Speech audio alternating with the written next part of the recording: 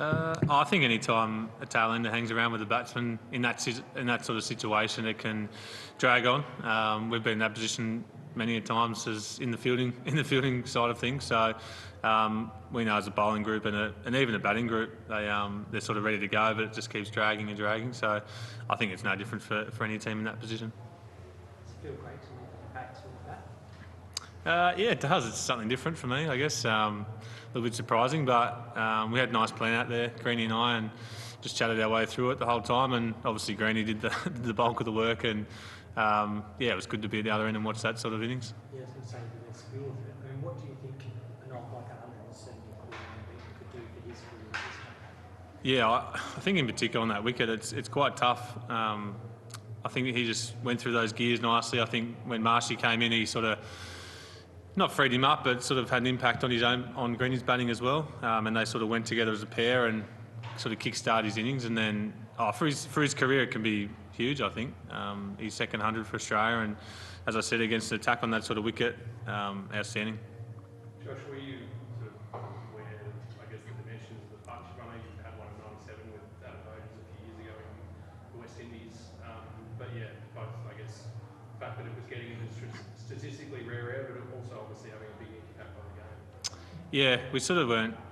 We're just thinking basically about the game, really, where we're at, and working out the 4 or 5 balls and over that Greenie was taking, and then he could target down breeze and a certain bowler. So all those little things you just talk through, and then all of a sudden we're 50 partnership and then 100, and we're up near 400. So it's things just tick along out there when you're batting, and Greenie's nice to have a hit with.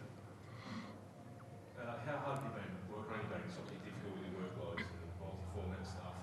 How much of a challenge has it been for the bowlers to get the volume in, get the work in that you need to produce innings like that? Not much, to be honest.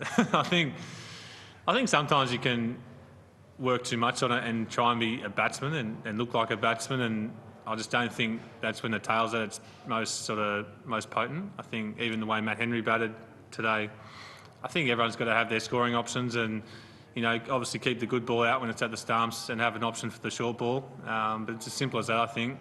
We've seen some of Starkey's knocks, get us out of trouble and have a partnership with the batter. So I think it's just having a couple of options to score, a good defence, and try not to look too pretty, I think. Do you start to feel comfortable enough at one stage where you could have just taken as many runs as you wanted to, or is it just you wanted to keep going with the 4 or 2 or 5? Yeah, I think in being on the other side of it before a number of times as a bowler, I think the less you get a crack at number 11, the better. And you almost, if it's one ball, I know it's pretty much at the stumps every time, or if it's 2 balls, it might be 1 short, 1 full. But I think then if you take every run, I think it can expose the number 11 for sure. So I always think, what do I least want to happen as a bowler in that situation? That's what we do as a batting group.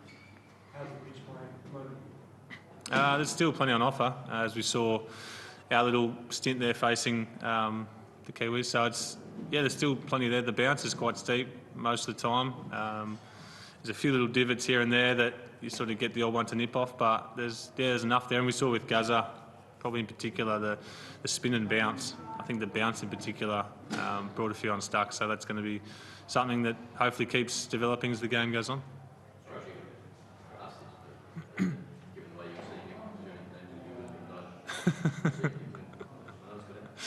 No, definitely not.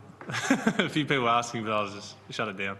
What was your perspective on the run out and I suppose the effect that a moment like that can have on a test match? Yeah, I think Marnus in particular has just been outstanding the last couple of years. I know he works super hard at training all the time. I think he would have been out even if they didn't collide, to be honest. But his direct hitting, like he hit another one after, maybe a few overs later, but his direct hits have been outstanding. And run-outs play a huge part, in particular in Test cricket. So he's been really good for us wherever he's fielded.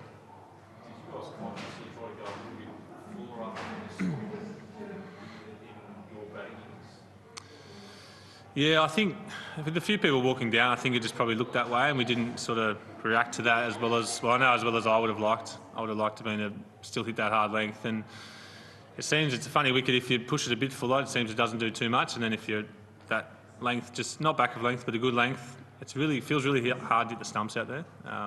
I know it always does for me as well at most grounds, but in particular out there, really hard to hit the stumps, and I guess that was their counteracting that, coming down the wicket and taking LB and bowled out. So I suspect us still hitting that length and work away there. I wouldn't say the pace is there, but it's sort of that, it stands up more often than not. So you feel in the game, the outside edge definitely. Is there a talk in What is back in Glenfield's counter-attack? Yeah, I think, we sort of expect him to play that way. Him and probably 5, 6, 7 in particular, and even the tail, to sort of try and put the pressure back on us, which they did for a period there. I think similar to the way Marshy and picked up Greeny, and they sort of went for a little bit as well yesterday.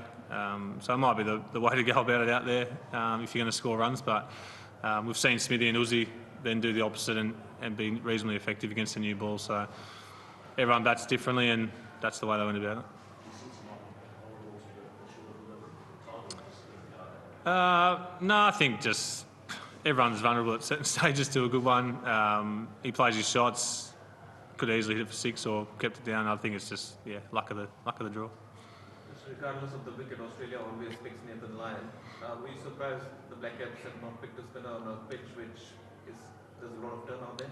Yeah, I'm not too sure. I don't really read into it too much. I think Gaz knows he's playing every game if he's fit, and seems to find spin on most surfaces. So I think it's hard to sort of put him against a Kiwi spinner who doesn't necessarily have the quality of Nathan Lyon or the conditions a lot of the time. But yeah, they probably may be thinking about that now. Josh, just one more on partnership. Were you, or as a kid, did you watch that McGrath and one where they were on 15 metre by Yeah, I do remember that a little bit. What was that, in Australia or here? Yeah, is that the Gabba? At the Gabba, yeah. I just remember Dizzy riding his bat like a horse there towards the end. So, I remember watching it. I remember that sort of motion vividly. But, to knock that off is pretty special, even though it was mostly greeny, but it chipped in here and there. Is there any talk in the Australian dressing room of the mental hold you have over New Zealand? Like, it's been years since they even had a good day against Australia. Nah, I haven't heard anything. Similar to, our hold at the Gabba, which got broken a few years back. Our hold over the West Indies got broken again a few weeks back. So I think none of that talk really creeps into our change room at all. We know the Kiwis are a gun side. They're on the top of the World Test Championship for a reason. And in particular at home, they're a very tough opponent. So, there's none of that sort of chat in our change room at all. Touched on Marcus's player, how's he holding up? Is he not got his way back? As well. Yeah, he seems okay. Those sort of strangles down leg side seem to happen at when a player is down.